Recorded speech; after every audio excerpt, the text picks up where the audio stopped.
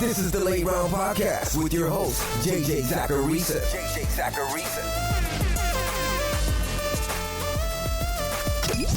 What's up, everyone? It's JJ Zacharisa, the editor-in-chief at FanDuel and at NumberFire.com, and this is episode 460 of the Late Round Podcast, with many shows that are part of the FanDuel Podcast Network. Thanks for tuning in.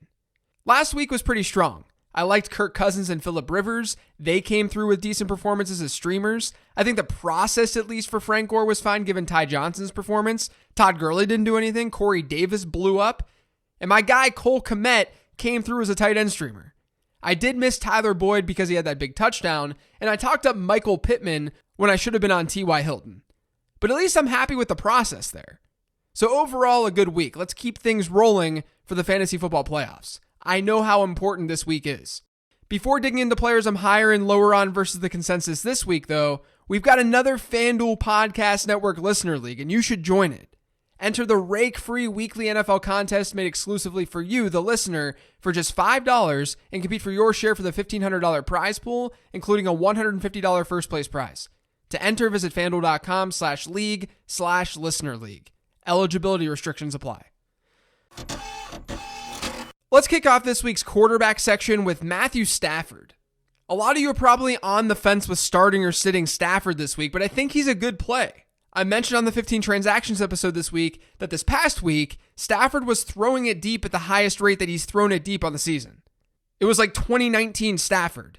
And I don't think it's a coincidence that that all happened the same week his offensive coordinator got promoted to interim head coach. Now the Lions get the Packers in the game with a 55.5 point over-under. Green Bay's been good in adjusted fantasy points allowed to quarterbacks, but they've been below average in net yards per attempt allowed and pressure rate allowed. That makes me feel good about Stafford's ability to sit in the pocket and do what this Darrell Bevell offense wants to do, which is open things up with down-the-field throwing. I think he's a good low-end QB1 option this week. I talk about Phillip Rivers basically every single week at this point. He's just consistently undervalued. I mentioned him on the 15 transactions episode as well, but he's really only given you one bad game since the beginning of October, and that came against Baltimore. This week, he gets the Raiders in a game that has an over-under of 51.5 according to FanDuel Sportsbook, and Vegas ranks as an attractive matchup when looking at adjusted points allowed to quarterbacks. So I think he's a very safe option as a streamer. Let's dig a little bit deeper, though. Teddy Bridgewater gets the Broncos this week. At the time of this recording, I don't have confirmed updates on the COVID status of Curtis Samuel and DJ Moore, so if they don't go, it's a little bit tough to trust Teddy. But if they do suit up, I don't mind him as a waiver wire quarterback.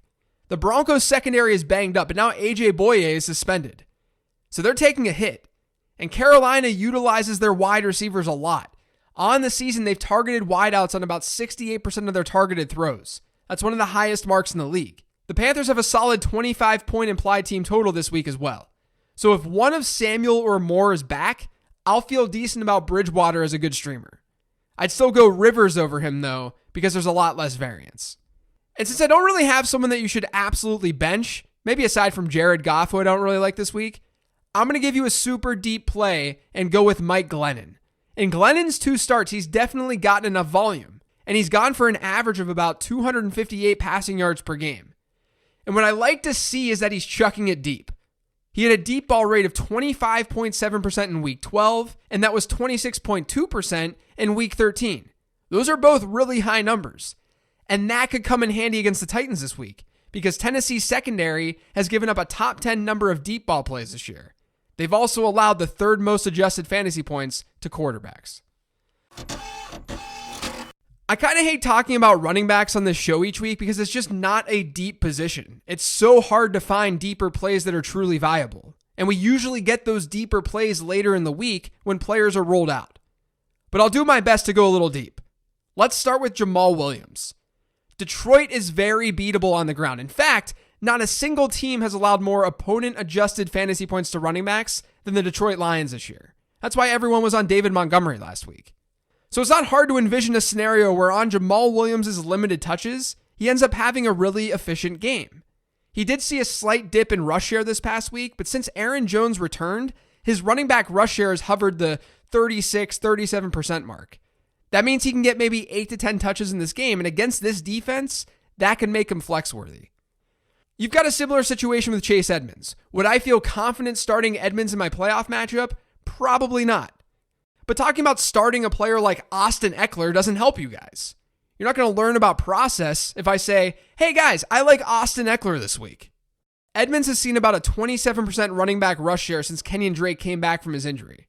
But his target share has kept up.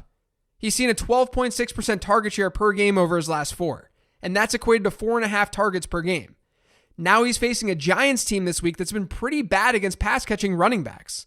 Only the Jets have allowed more running back receptions this year, and only the Packers have seen a higher percentage of their receiving yards allowed go to that position. So I think Edmonds works as sort of a punt play in PPR leagues.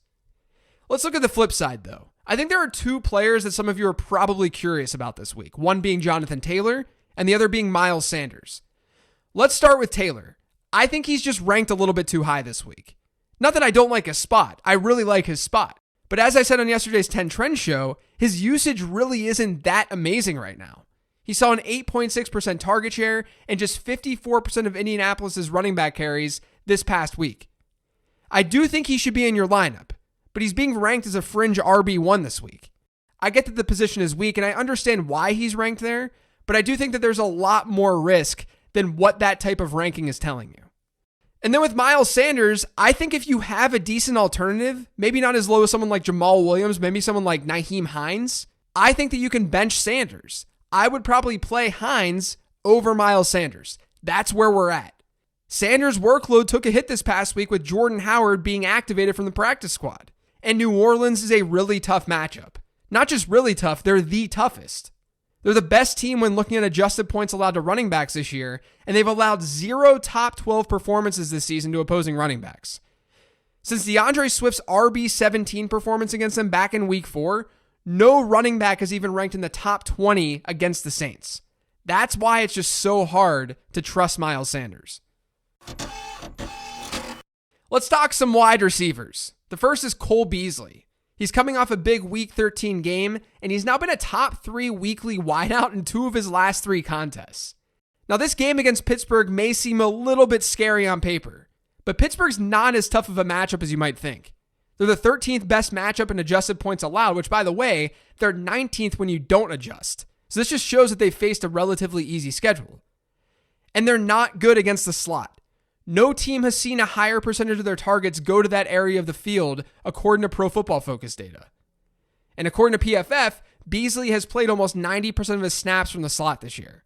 So you can start him pretty confidently. And I like Jarvis Landry this week for similar reasons. Since OBJ's injury, Landry is averaging a target share per game above 29%. And while Baltimore does rank as a top 10 matchup to avoid for wide receivers, they've seen the 4th highest target rate to the slot this year. The Ravens have actually allowed the most slot receptions in the league. And Jarvis Landry, since that OBJ injury, has played about half of his snaps from the slot. So I'm into Jarvis Landry in PPR formats. I like Mike Williams a lot more than usual this week as well. He's had a down last 2 weeks, but at least last week he saw a 17% target share. Now he gets a Falcons secondary that's been the second friendliest to wide receivers this year when looking at adjusted fantasy points allowed. And the Falcons have allowed the most deep ball passes to be completed this season. Meanwhile, Mike Williams, among relevant pass catchers, has the 3rd highest average depth of target in football. So a big play could happen in this one. Darnell Mooney gets to face the Bradley Roby-less Houston secondary this week, and I'm excited about it. Mooney has seen at least 18% of Chicago's targets in 3 of his last 4 games, and he's got 28 targets this year on deep ball passes. To give you some context, that's the 10th highest number in all of football. Only 9 wide receivers have more deep ball targets than Darnell Mooney. This Houston defense should be beatable. That's why I liked Phillip Rivers last week. And I like Mooney's chances to make a big play given his usage all season long. Now on the flip side, I know Jacoby Myers has the target shares to back up a potential start, but after Cam Newton's failed to throw for 100 yards in each of his last 2 games, I don't know how you can go to Myers. Not only that, but the Rams have been by far the best team against wide receivers this year. It's not even that close. Team wide receivers have scored 7.6 fewer points against the Rams versus their season-long average. The next closest team is Chicago at minus 4.75. So don't start Jacoby Myers. Let's go back to Cole Kmet as a streamer. He's now run more routes than Jimmy Graham in 3 straight games, and those peripherals finally hit in week 13 when he saw 21% target share. Now he gets a decent enough matchup against Houston. Now, I do worry that Chicago's going to take advantage of some cornerback matchups, but Kmet is still ranked way too low, given Chicago's using him a lot more. Now, a more traditional streamer, a higher floor streamer, and a better streamer that I like this week is Jordan Reed, who has a revenge game. Reed has now averaged a target share a little over 14% over his last 3 games. That's good, not great. But he gets a Washington defense that's actually been beat by tight ends this year. They rank 11th in adjusted fantasy points allowed. 22.5% of the receiving yards that they've allowed have gone to the tight end position. That's well above average. So you can absolutely use Jordan Reed as a streamer this week. Now on defense here in week 14, I'm just going to reiterate what I said on the 15 transaction show. I really like Carolina against Denver, since Denver's the second most advantageous matchup for defenses this year in adjusted fantasy points allowed. Carolina's still a 3.5 point favorite, and there's a relatively low 46.5 point over-under in this game. So I think you can go in that direction as the best waiver wire option. Now, I may have called Arizona a safer option on that show, but I don't know if that's really the case. What I do know is that the Cardinals get a Giants team that's been a top 10 matchup in adjusted points allowed. And I think that honestly, the Cardinals might be a more attractive option if Daniel Jones starts, because we know his turnover tendencies. And we know that the Giants might want to drop back and pass more if they have Daniel Jones versus Colt McCoy. So to me, the Cardinals are ranked just a little bit too low this week, but I do think that Carolina is the better play.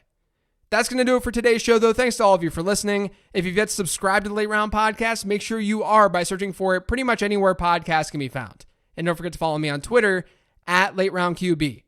Thanks, everyone. One more show this week, the Mailbag Show, and that will drop tomorrow. Talk to you then.